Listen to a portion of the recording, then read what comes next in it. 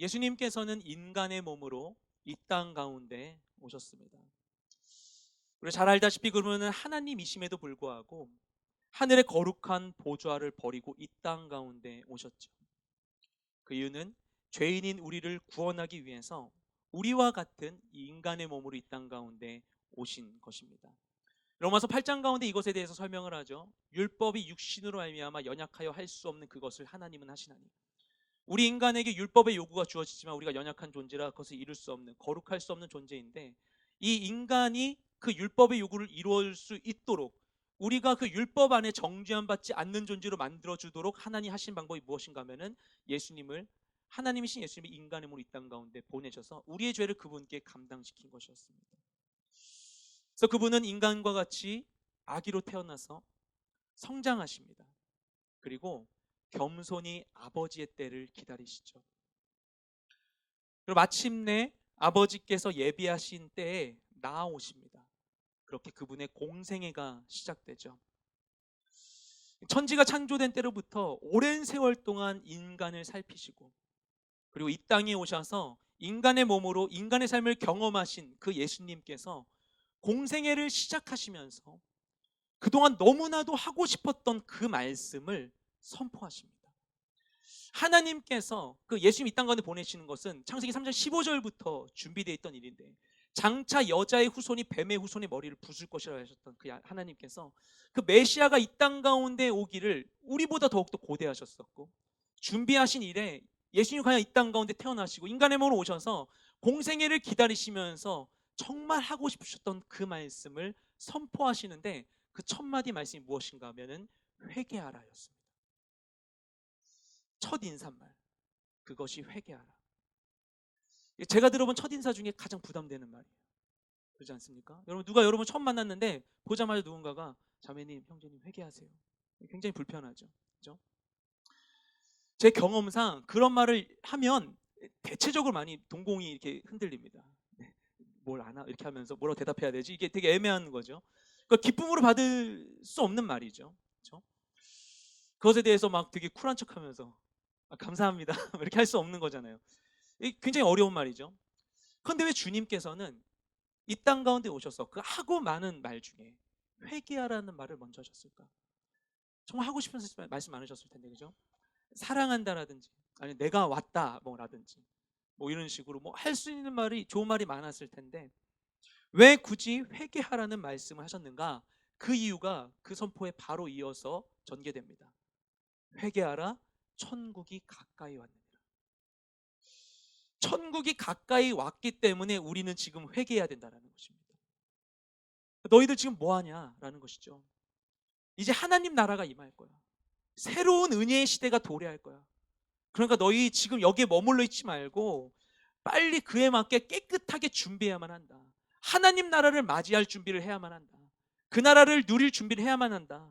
그래서 회개하라고 말씀해 주셨던 것이죠. 이것은 마치 엄마가 아이가 밖에 나가서 노는 동안 집에서 아이가 올 것을 기다리면서 열심히 음식을 준비하는 것과 같습니다. 엄마가 집안을 깨끗이 정리하고 밥상에 맛있는 음식을 차려놨는데 애가 밖에서 놀고 막 헐레벌떡 들어와요. 막 크게 막 범벅에다가 들어와가지고는 엄마 나왔어 하는 거예요. 그 엄마가 우리 새끼 왔어, 빨리 와 밥 먹어 하겠습니까? 아니죠. 가장 먼저 애 옷을 벗기고 씻긴 다음에 깨끗이 씻기고 새 옷을 입힌 다음에야 따뜻한 집에서 그 밥상에 앉도록 해주겠죠. 회개가 하는 역할이 바로 그런 것입니다. 하나님께서 태초부터 우리를 위해 예비하신 크고 놀라운 그 일들을 우리가 누리기 위해서 가장 먼저 우리의 더러운 죄를 깨끗이 씻는 것입니다. 예수님께서 우리에게 회개하라고 말씀하시는 것은 우리를 정죄하기 위함이 아닙니다. 너네 회개해. 내가 그동안 지켜봤어. 너네 어떻게 다 봤어. 너네 가만두지 않을 거야. 그런 의미에서 하는 말씀이 아닌 것이죠. 어서 씻어라. 깨끗이 씻어라. 내가 너희를 위해서 준비한 것이 많다 하시는 것이죠. 에베소서 4장 말씀에는 우리가 자신의 죄를 해결하지 않으면, 이 해결되지 않은 죄가 우리 가운데 어떻게 되는가? 이것이 우리 안에 마귀가 거할 수 있는 틈을 제공한다고 이야기합니다. 우리 안에 죄가 쌓이게 되면, 해결되지 않은 죄가 계속 차곡차곡 쌓이게 되면 마치 혈관에 콜레스테롤이 쌓이는 것과 같이 은혜의 통로가 막히게 되는 것이죠. 그러면 우리가 점차 막혀서 은혜를 못 누릴 뿐만 아니라 이것이 만성이 되어버리면 은혜의 감각을 상실하게 됩니다. 그래서 결국엔 은혜의 자리를 기피하는 현상까지 나타나게 되는 것이죠.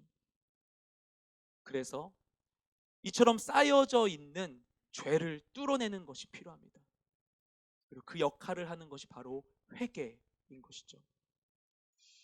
그런데 죄로 얼룩진 세상 가운데 사는 인간들은 자신의 감각까지도 마비되어서 자신에게 있는 죄를 분별하지도 못하고 이 죄를 해결하지도 못하기 때문에 죄의 저주에 머물러서 기쁨을 잃고 고통과 두려움 속에 살아가게 됩니다. 그래서 이것을 해소하기 위해서 소유와 성취와 인정에 매달리지만 하지만 결국 얻게 되는 것은 좌절일 뿐인 것이죠. 우리가 교회를 다닌다고 해서도 예외가 아닙니다. 예수를 주로 시인하고 교회를 다니고 예배를 드리면서도 죄에 대한 경각심을 잃고 죄를 이기지 못하며 세상 사람들과 다를 바 없는 번민 속에 살아갈 수도 있습니다. 그럼 결국 하나님을 믿는데도 능력 없는 크리스찬으로 살아가게 되는 것이죠. 우리가 살아가는데, 크리스찬으로 살아가는데 왜 인생 가운데 기쁨이 없는 것인가? 왜 내가 능력이 없는 것인가? 우리 안에 있는 중요한 문제가 하나님 앞에서 해결되지 않았기 때문인 것입니다. 그런 우리를 향해서 하나님께서 말씀하시는 것이죠. 회개해라. 천국이 가까이 왔다. 너의 눈앞에 있다. 라고 말씀하시는 것입니다. 그리고 그런 세상을 향해 우리가 선포해야 될 말도 다른 게 아니라 여러분, 회개하고 예수를 주로 맞이하십시오. 하나님의 크고 놀라운 계획이 여러분에게 있습니다라고 선포해야 되는 것이죠. 이 회개의 복음은 오늘날 우리가 회복해야 할 우리 신앙의 아주 중요한 부분입니다. 또한 우리 삶을 변화시키기 위한 가장 영적이고 실제적인 수단이 이 회개입니다. 오늘부터 우린 7주 동안 이 회개에 대한 말씀을 살펴보게 될 것입니다.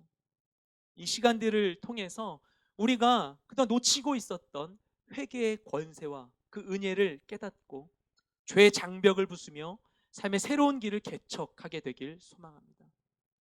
오늘 본문은 에스겔서죠.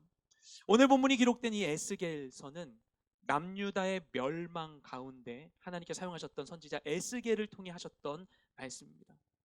당시 근동 지역의 최강 대국은 바벨론이었었는데, 바벨론이 남유다 말기에 총 4차례에 걸쳐서 남유다를 침공을 합니다. 침공을 4차례에 걸쳐서 하고 3차례에 걸쳐서 포로를 끌고 가요. 이때 많은 사람들이 끌려가게 되죠. 그런데 3번째 예루살렘을 침공했을 때 이곳을 완전 패망하진 않고 그 당시에 즉위한 지 겨우 3개월 됐던 왕 여호야긴과 함께 수많은 그 귀족들과 그 지도자들을 끌고 갑니다. 이때 그 여호야긴과 함께 끌려가는 포로 중에 한 명이 에스겔이었습니다. 에스겔은 남유다의 유력한 제사장 가문에 있었던 한 청년이었어요. 25세의 나이 때 앞길이 창창한 청년이 포로로 끌려가게 되었어요. 끌려간 그들은 어떻게 되었는가? 그들은 유프라테스 강의 한 지류로 속해져 있는 그발 강가 가까이 있는 그 정착촌으로 그들은 옮겨지게 됩니다. 그곳 가운데에서 이 바벨론이 그 유프라테스 강과 티그리스 강 그 유역에 있었기 때문에 그 유프라테스 강으로부터 도시로 이제 물이 전해지도록 하는 이 관계수로를 만드는 그런 큰 그 공사에 이들이 이제 투입되었던 것이죠. 조금 전까지만 하더라도 하나님을 예배하기 위해서 준비했던 그 에스겔은 25살의 나이에 갑자기 고국을 잃고 떠나와서 그곳 가운데 그냥 공사 가운데서 계속 이렇게 노역에 시달리고 있었던 상황 가운데 있었어요. 어느새 그가 가게 된 지 5년 4개월이 지나게 되었고 그의 나이 30이 되었을 때 하나님께서 그발 강가에 있는 에스겔을 부르십니다. 그가 그곳 가운데에서 하나님의 놀라우신 임재의 현현을 경험하게 됩니다. 그렇게 에스겔서가 시작하게 되죠. 이해할 수 없는 순간이 우리에게 있어요. 하나님 말씀하실 거면 진작에 이 사건이 터지기 전에 말씀하셔서 피하게 해주시던가. 왜 사건 다 터지고 나서 나에게 말씀이 무슨 필요가 있는 것인가? 근데 하나님은 하나님의 관점 가운데 가장 필요한 때에 우리에게 필요한 말씀을 주시는 것입니다. 그렇게 하나님은 에스겔에게 찾아오셨어요. 그리고 하시는 말씀은 무엇인가? 너는 끌려왔고 예루살렘은 남아있지만 저 예루살렘이 장차 멸망할 것이다. 이 말씀을 해주시는 거예요. 그러니까 에스겔은 끌려온 것만 해도 괴롭고 여기 있는 동포들은 그냥 그 고국 땅 돌아가려면 기다리고 있는데 그 사람들이 너무나 듣기 싫은 말을 해야만 하는 거예요. 멸망할 것이라고. 그 얘기를 할 수밖에 없는 것이죠. 그 결국 그로부터 7년 후 그가 37살이 되었을 때 큰 사건이 일어나게 됩니다. 하나님의 예언대로 AD 586년도에 예루살렘이 완전히 함락당하게 됩니다. 국력이 쇠약해지고 포로로 끌려온 것만 해도 괴롭고 절망적인데 이제는 돌아갈 고국도 없어졌어요. 그렇죠? 아무런 소망도 없는 거예요. 에스겔과 유다에서 온 포로들이 그렇게 소망 없이 침체되어서 어둠 가운데 있을 때, 그때 그 상황 가운데 과거 그발 강가에서 에스겔을 찾으셨던 그 하나님께서 다시 에스겔을 부르십니다. 그렇게 시작되는 말씀이 오늘 본문이 속해 있는 에스겔서 33장입니다. 33장 있기 전에 예루살렘에 멸망이 있었던 거예요.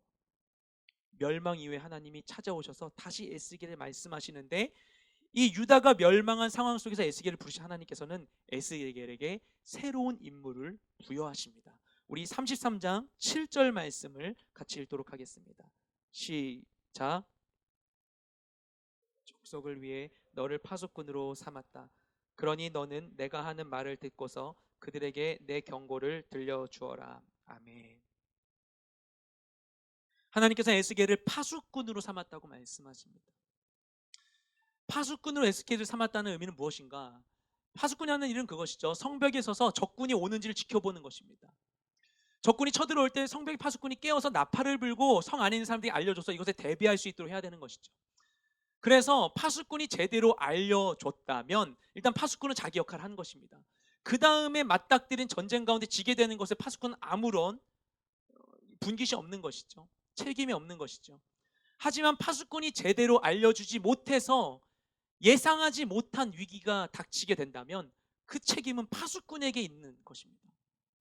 하나님께서 에스겔을 파수꾼으로 부셨다는 그 의미는 그런 것입니다. 하나님 그렇게 설명을 하세요. 에스겔 33장 가운데 계속 초반에 얘기하는 게 그 내용입니다. 내가 너를 파수꾼으로 세웠다. 그러니까 너는 반드시 이것을 이야기해야만 한다. 이것을 네가 이들에게 선포하지 않아서 그들이 불이익을 당하게 되면 그건 너 탓이다 라고 말씀하시는 거예요. 그렇게까지 엄중하게 하나님께서 에스겔에게 무섭게 말씀하시는, 선포하라고 하는 내용이 무엇인가? 그것이 한마디로 회개하라는 것입니다.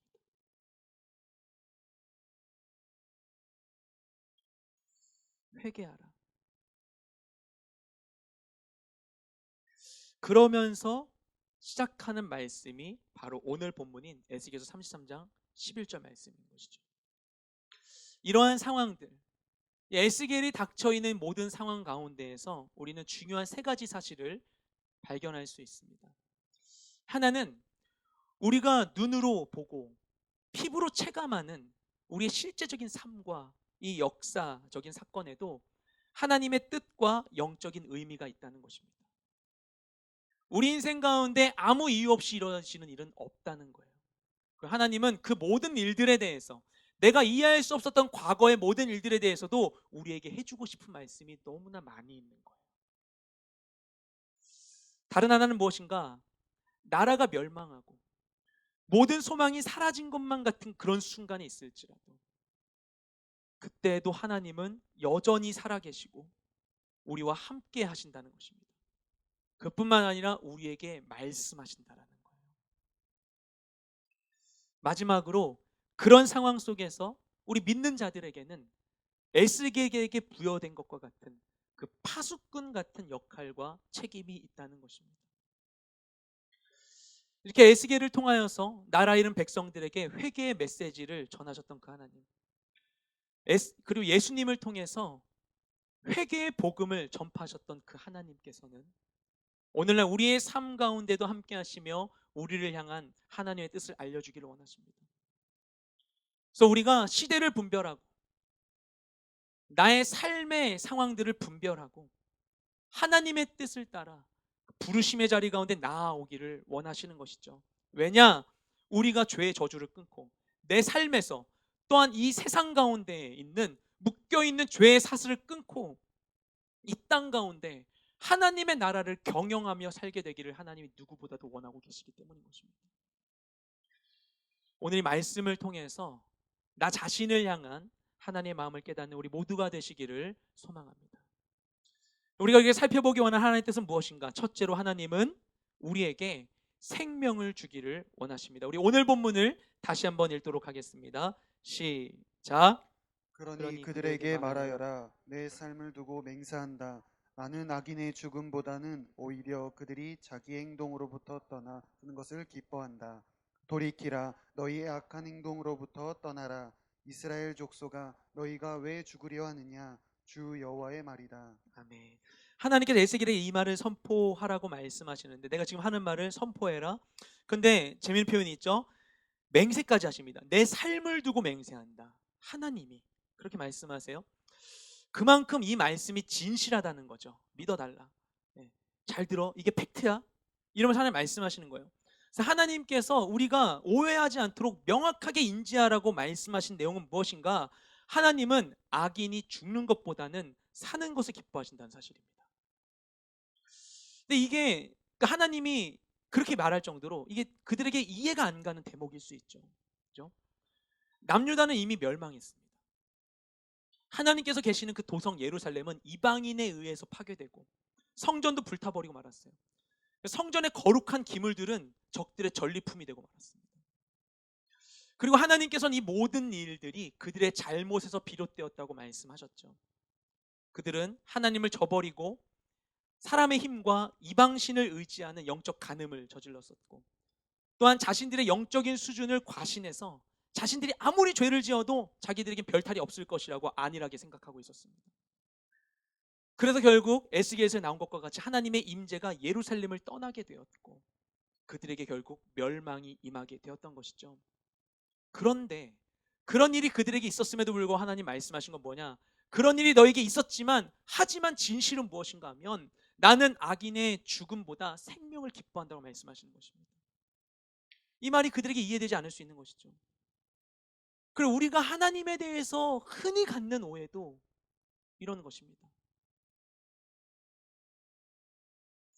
하나님은 근엄한 얼굴로 나를 지켜보시고 감시하시고 내가 잘못하면 바로 지적하고 벌을 주시는 무서운 분이라고 기대하는 것이죠. 이런 오해들은 대체로 우리가 어린 시절에 경험했었던 그 권위자의 태도가 하나님을 향하여서 투사되는 것이죠. 그래서 내가 그런 권위자를 경험했으니 하나님 역시 그럴 것이라고, 내가 열심히 하지 않으면 날 좋아하지 않을 거라고, 그렇게 하나님의 그 무한한 은혜를 오해하게 되는 것입니다. 이런 오해가 우리 가운데 있기 때문에, 그렇죠? 특히 죄로 인해서 자신의 그 하나님의 형상이 깨어진 인간은 아담에게 주어진 형벌이 무엇입니까? 넌 땀을 흘려야만 소산을 얻을 것이다. 수고하고 땀을 흘려야만 자신의 어떤 수익을 얻을 수 있는, 내 정체성을 회복할 수 있는 그런 존재가 되었기에 우리 있는 그대로의 하나님의 사랑을 누리지 못하고 계속 하나님을 오해하게 됩니다. 그런 오해가 있기 때문에 하나님께서는 내 삶을 두고 맹세한다고까지 말씀하시면서 자신의 진심을 피력하시는 것이죠. 제발 어떤 일이 있어도 이 마음만큼은 믿어달라 말씀하시는 것입니다. 내 진심을 오해하지 말라. 예레미야 29장 11절 말씀에서 너희를 향한 나의 생각을 내가 아나니 뭐죠? 평안이요 재앙이 아니니라. 너희에게 미래와 소망을 주려는 것이니라. 너를 향한 나의 생각은 이것이다. 평안이다. 미래와 소망을 주려는 것이다. 절대 재앙이 나의 목적이 아니다라고 하나님께서 우리에게 너무나 말씀하고 싶으신 거예요. 이것을 너무나 잘 알려주는 장면이 탕자의 비유죠. 괘씸한 아들이 등장합니다. 탕자라고 하는. 아버지에게서 언젠가 아버지 돌아가시면 유산 주실 거 아니에요. 그 유산 미리 달라고 땡겨받아요. 그러면 아버지를 바로 떠나서 흥청망청 탕진해버린 그 아들이 결국엔 돈이 다 떨어지고 돼지 사료나 먹는 그런 추한 몰골로 돌아왔을 때, 그때 아버지는 이 아들을 내치지 않습니다. 비웃지도 않고 짧은 훈계도 하지 않습니다. 어떻게 하는가 하면 그 아들이 저 멀리 마을 어귀에 들어오는데 멀리서 오는 아들을 한눈에 알아보고는 버선발로 뛰어가가지고 그 더러운 아들을 끌어안는 거예요. 그 더러운 얼굴에 입 맞추면서 막 기뻐하는 것입니다. 어서 와라. 아들을 씻기고 금가락지를 끼우고 좋은 옷을 입혀라. 그리고 살진 송아지를 잡자. 오늘 우리가 잔치하자. 죽었던 내 아들이 돌아왔다. 라고 기뻐하는 것이죠. 이것이 우리를 향한 하나님의 마음입니다. 자녀로서는 도무지 이해할 수 없는 아버지의 사랑입니다. 죄를 지어도 괘씸하고 철이 없고 못마땅할지라도 결국에는 잘 되기를 바라는 것입니다. 물론 죄를 지음으로 인하여 죄에 따른 아픈 결과가 있을 수도 있습니다. 하지만 죄로 인하여서 우리가 어떤 좋지 않은 결과를 경험한다 할지라도 그것이 사랑에 반대되는 증거가 되지 못하는 것이죠. 사랑하는 자녀가 잘못하고 있는 것을 그냥 지켜볼 부모가 어디 있습니까? 죄로 인한 어려움이 발생한다고 해서 하나님이 심판을 원하시는 분이라고 오해해서는 안 됩니다. 하나님은 우리가 악한 길에서 회복하기를 원하십니다. 이것이 우리가 반드시 기억해야 할 사실입니다. 하나님은 우리를, 여러분을 사랑하십니다. 옆 사람에게 고백하겠습니다. 선포하겠습니다. 하나님께서 당신을 사랑하십니다. 아멘. 하나님께서 우리를 사랑하십니다.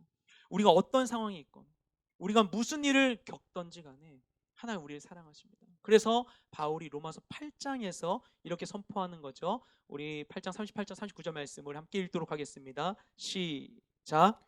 내가 확신하노니 사망이나 생명이나 천사들이나 권세자들이나 현재일이나 장래일이나 능력이나 높음이나 깊음이나 다른 어떤 피조물이라도 우리를 우리 주 그리스도 예수 안에 있는 하나님의 사랑에서 끊을 수 없으리라. 아멘. 이 로마서 8장이 이렇게 마무리되죠. 그 무엇도 우리를 향한 그리스도의 사랑에서 나를 끊을 수 없다. 사망이나 생명이나 천사들이나 권세자들이나 현재일이나 장래일이나 나오지 않았지만 과거의 일도 포함되겠죠. 능력이나 높음이나 깊음이나 다른 어떤 피조물이라도 우리를 우리 주 그리스도 예수 안에 있는 하나님의 사랑에서 끊을 수 없으리라. 아멘. 네. 여러분이 살아오면서 많은 어려움을 겪을 수 있습니다. 하나님이 살아계실까? 내 기도 들으실까? 그러면 왜 이런 일이 일어나는 것일까? 그분의 사랑이 의심되는 상황이 있었을 수도 있습니다. 하지만 진리는 이것입니다. 하나님은 우리를 사랑하시는 것입니다. 그리고 그 사랑을 끊을 수 있는 것은 아무것도 없습니다. 그래서 그분은 우리를 사랑하시기 때문에 우리의 모든 문제와 모든 무거운 짐도 해결해 주기를 원하세요. 아무리 괴롭고 수치스럽고 어려운 일일지라도 하나님 그것을 듣기를 원하세요. 해결해 주기를 원하세요. 감당해 주기를 원하세요. 무엇보다도 우리가 지고 있는 그 죄의 짐을 감당해 주기를 원하십니다. 그래서 친히 예수님은 십자가까지 달리신 거예요. 누가 예수님께 내가 죄가 많으니 내 죄를 감당해 주십시오라고 이야기한 사람이 어디 있었습니까? 몰랐어요. 사람들은 내가 힘든 것이 당시 예수님 만났던 사람들과 같이 내가 힘든 것은 그냥 내가 병들어서 내가 가난해서 먹을 게 없어서라고 생각했어요. 근데 예수님 보시니까 우리의 너무나 큰 아픔들이 있는 거예요. 죄 가운데 그냥 사로잡혀서 이게 문제인지도 모르고 살아가고 있는 많은 사람들, 그 허다한 무리를 보면 예수님이 뭐라고 말씀하시는가? 그 마음에 심히 민망히 여겼다라고 나오지 않습니까? 그 목자 없는 양과 같이 유리하는 이들을 보면서 심히 민망하시면서 너무나 이것을 감당해주고 싶으신 거죠. 그 누구도 십자가로 가는 예수님 향해서 박수 한번 치지 않았습니다. 해달라고 요구하지 않았지만 예수님은 십자가에 달려 돌아가셨어요. 왜냐?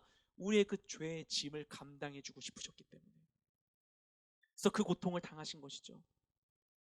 아무리 추악한 죄일지라도, 내가 기억하고 싶지 않거나 하나님께 고백하고 싶지 않은 그런 죄일지라도 그분께 말미암아 우리가 용서받고 새롭게 거룩하게 되기를 하나님이 너무나도 원하시는 것입니다.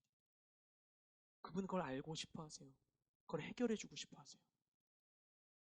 예전에 저희 아들이 2살이었을 때 아이를 데리고 수영장에 간 적이 있었습니다. 그때 아들이 어려서 아빠, 엄마 이런 말 겨우 할 때였어요. 말도. 그리고 아직 기저귀를 차고 있을 때였었는데 수영장에 가서 아이고 즐겁게 놀았습니다. 즐겁게 놀고 다른 건 기억나지 않는데 수영장 갔을 때 저희가 과일을 싸갔는데 그 과일을 이제 먹였어요. 특히 이제 방울토마토를 반으로 잘라서 이렇게 반씩 먹였어요. 얘가 너무 잘 먹었어요. 잘 먹고 수영장도 잘 놀고 나서 이제 갈 때가 되었어요. 갈 때가 되었는데 이 아이를 이제 씻기고 옷을 갈아입혀야 되잖아요. 근데 이제 엄마가 그동안 너무 육아에 수고를 하니까 저는 좀 도와준 게 너무 없어가지고 그럴 때 좀 이렇게 해야지 좀 그래도 좀 생색을 내니까 내가 데려가겠다 해가지고 아이를 데리고서 남탕으로 갔습니다. 아이를 열심히 씻기고 그 다음에 이제 둘이 있으면 이제 어떻게 하냐면 애 씻기고 저희가 씻고 뭐 애 물기 닦고 저 닦고 이런 식으로 해야 되잖아요. 그렇게 해가지고 애를 씻기고 물기를 닦고 둘 다 닦은 다음에 이제 라커룸 앞으로 왔어요. 그래가지고 옷을 누가 먼저 입을 것인가. 그래가지고 내가 일단 빨리 내가 입을 수 있으니까 내가 입고서 얘를 입혀야겠다라고 생각을 하고서 얘를 앉혀놓고서 옷을 입는데 갑자기 좀 뭔가 쎄한 거예요. 그래서 옷을 이렇게 입다가 애를 들어 올렸는데 바닥에 응가를 했어요. 네. 네. 제가 이런 반응이었어요. 그 이상이었어요. 네. 제가 아주 구체적인 묘사는 못하겠지만 고체는 아니었어요. 그 상태였고 거기에는 아까 먹었던 방울토마토가 한 알 한 알이 그 형태 그대로 있는 거예요. 그래서 제가 이렇게 막 얼어 있는데 막 주변에 사람들은 막 엄청 많지. 갈 때 다 같은 시간 가잖아요. 막 짐은 잔뜩 있지. 막 이게 도난 당할까 막 걱정도 되고 얘를 막 놓고 갈 수도 없고 막 이렇게 해서 갑자기 멘붕이 오는 거예요. 막 아내한테 전화하고 싶은데 여탕이나 아내가 올 수도 없고 막 이런 상황에서 어떻게 해야 되나 막 이렇게 막 하고 있는 상황에서 몇 초간 막 이렇게 하고 있다가 뭘 했냐면 제가 애를 옆에 놓고 재빨리 손으로 이걸 막 이렇게 쓸어가지고는 이렇게 해가지고 막 화장실 가가지고 변기에 버린 거예요. 그런 다음에 이렇게 막 손을 씻고는 오는 상황 가운데 되게 막 만감이 교차했어요. 네. 제가 그때 애 기저귀 가는 것을 될 수 있으면 피하려고 했거든요. 대변 넣었을 때 기저귀 가는 걸 될 수 있으면 피하려고 했거든요. 왜냐면 애가 뭘 먹었는지 냄새가 너무 고약한 거예요. 제가 애가 기저귀 가면은 간다 하면서 춤안 추고 이렇게 한 다음에 이렇게 하니까 아내가 그게 너무 좀 싫었나 봐요. 얄미웠나 봐요. 딴 사람들은 자기 자식에 응가하면은 응가 냄새도 막 이렇게 고소하고 응가도 예쁘고 이렇다고 하는데 어떻게 된 게 아이를 사랑하지 않냐 뭐 이렇게 얘기를 했거든요. 그래서 제가 그러면서 난 아무래도 아이하고 이렇게 뭔가 친밀함이 부족한가? 난 사랑이 부족한가? 뭐 이런 생각들을 좀 했었거든요. 근데 그 순간 그냥 확 그냥 애똥을 손으로 이렇게 해가지고 치우면서 제 안에 기쁨이 있는 거예요. 내가 이렇게 이 아이를 사랑하는구나. 네. 그리고 애가 그렇게 막 쌌지만 쌌는데도 아무렇지 않게 이렇게 아빠 하고 있는 이 아이를 보는데 이 아이가 너무나 사랑스러운 거예요. 네. 그런 거죠. 예전에 저희 아버지한테는 그러지 못해요. 저희 아버지가 이렇게 약주를 많이 하시고서 아무튼 이렇게 하시면은 치우는 게 너무나 힘들었었어요. 제가. 근데 아이를 보면서는 전혀 그러지가 않는 거예요. 그래서 내가 이 아이를 사랑하는구나. 아이가 너무 예쁜 거예요. 우리의 더러운 죄악들을 하나님께서 보신다면 그 더러움의 수준은 이 아이의 배설물보다 더할 것입니다. 죄가 없으신 예수님께서 이 땅 가운데 오셨을 때 어땠을까요? 쓰레기로 가득한 길거리를 지나도 우리가 코를 막고 지나가게 되는데 우리의 마음의 중심까지 아시는 하나님이신 예수님께서 추악한 죄로 가득한 사람들 속을 거니시면서 그 죄의 악취와 죄의 그 몰골들을 마주하시며 예수님의 마음은 어떠셨을까요? 우리가 아우니치 가서 불편한 잠자리에서 자고 입에 안 맞는 음식을 먹는 것과는 비교할 수도 없는 괴로움이 예수님에게 있었을 것입니다. 그 상황 가운데 하나님 부르실 때까지 공생의 때까지 30년을 그냥 살아오신 거예요. 예수님께서. 그럼에도 불구하고 예수님은 인간의 몸으로 오셔서 우리를 구원해 주셨습니다. 왜냐? 우리를 사랑하시기 때문인 것이죠. 그런데 우리가 그 사랑을 누리지 못해요. 그 사랑의 주님께 나오지 못해요. 나의 것을 맡기지 못해요. 그게 주님이 너무나 괴로운 거예요. 그게 너무나 괴로운 거예요. 왜 주님이 이 땅에 오셨고 왜 십자가에 자기 몸을 내어 주기까지 희생하셨는데 왜 우리는 그 주님께 나의 죄를 드러내지 못하는 것인가? 나는 왜 아뢰지 못하는 것인가? 그게 하나님의 너무나 큰 아픔이지 않겠습니까? 십자가에 달린 고통보다 십자가에 달린 예수님을 의지하여서 죄로부터 벗어나지 못하는 우리의 상황을 보시는 것이 주님께는 더 큰 고통일 것입니다. 이 사실을 분명히 붙드시기 소망합니다. 하나님 우리를 사랑하십니다. 그래서 우리의 모든 문제를 감당해 주기를 원하십니다. 그것이 우리가 모든 문제 앞에서 그분께 나아가야만 하는 이유인 것이죠. 하나님의 뜻은 또한 무엇인가? 둘째, 하나님은 우리가 죄에서 돌이키기를 원하십니다. 우리 오늘 말씀 한 번 더 읽겠습니다. 시작. 그러니 그들에게 말하여라. 내 삶을 두고 맹세한다. 나는 악인의 죽음보다는 오히려 그들이 자기 행동으로부터 떠나 사는 것을 기뻐한다. 돌이키라. 너희의 악한 행동으로부터 떠나라. 이스라엘 족속아, 너희가 왜 죽으려 하느냐? 주 여호와의 말이다. 아멘. 하나님께서 말씀하십니다. 돌이키라. 너희의 악한 행동으로부터 떠나라. 이스라엘 백성아, 너희가 왜 죽으려 하느냐?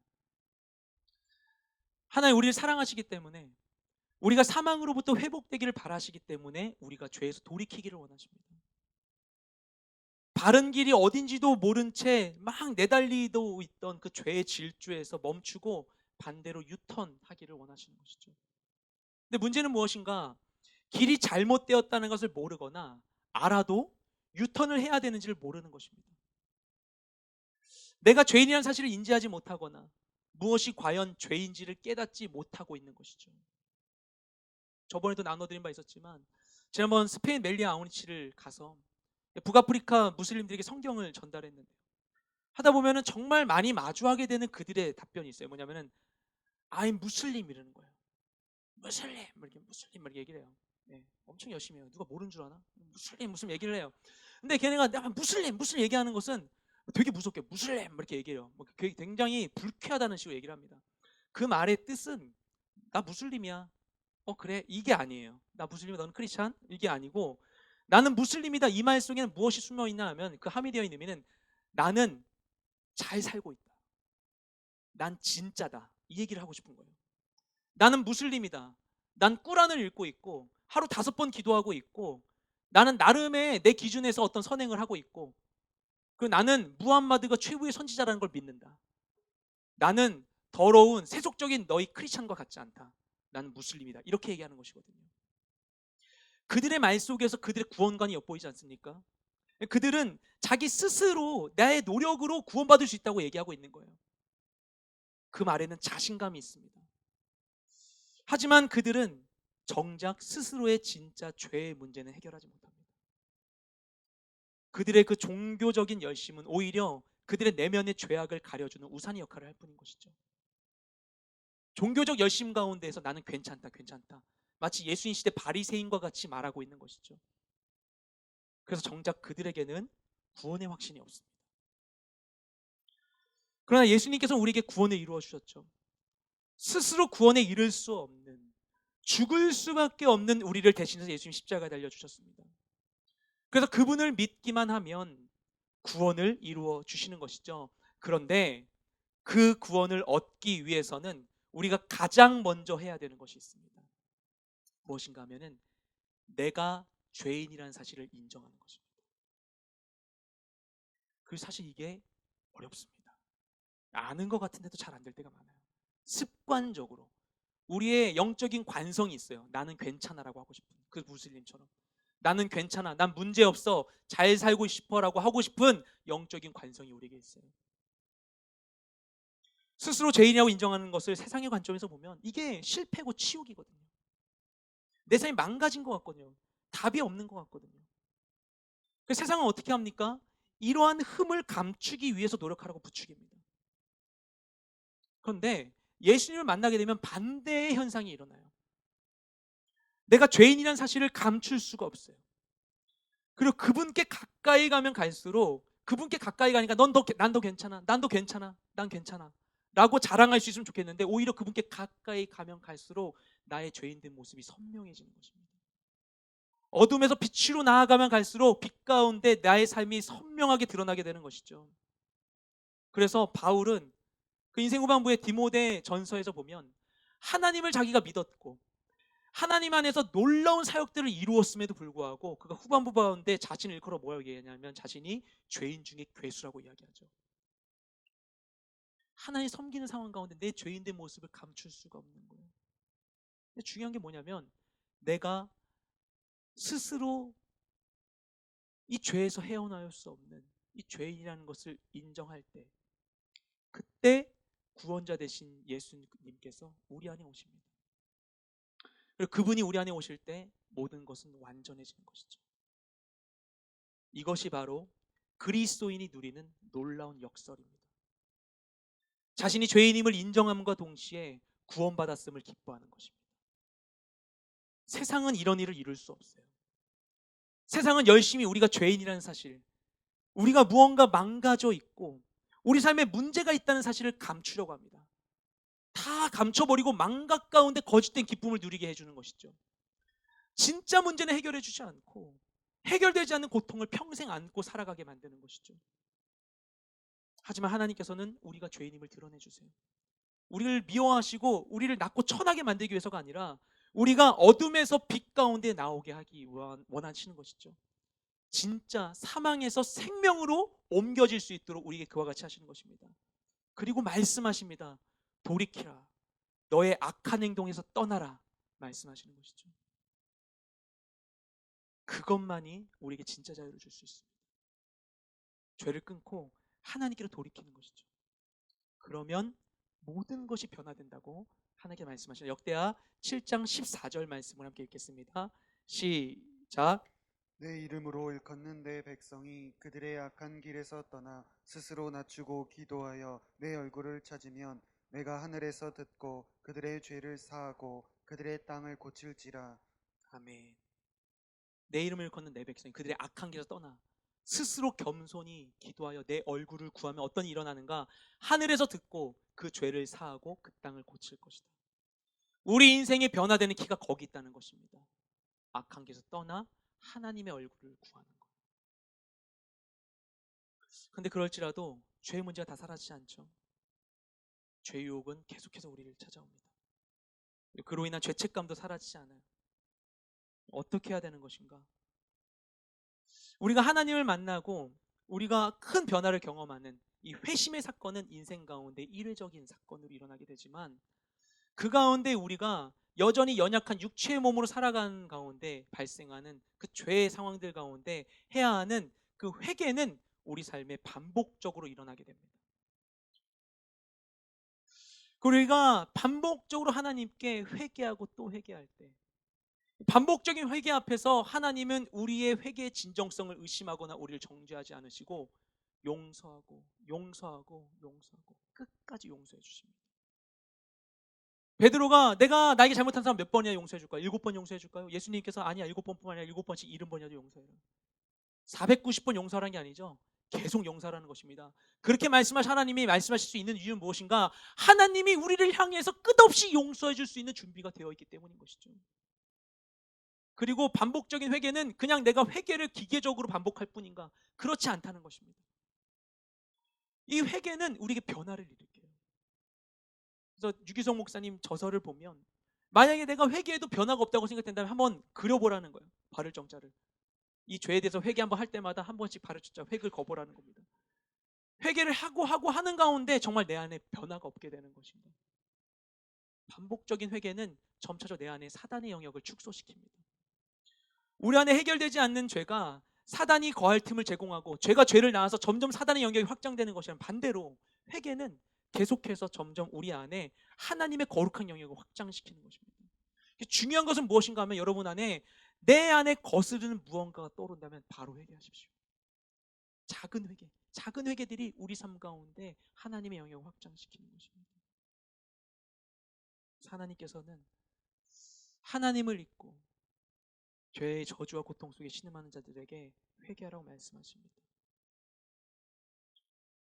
성경 가운데 있는 그 모든 중요한 분기점마다 그 역사의 불연속성 가운데 하나님은 임하셔서 회개하라고 말씀하십니다. 그것만 변화를 줄 수 있기 때문인 것이죠.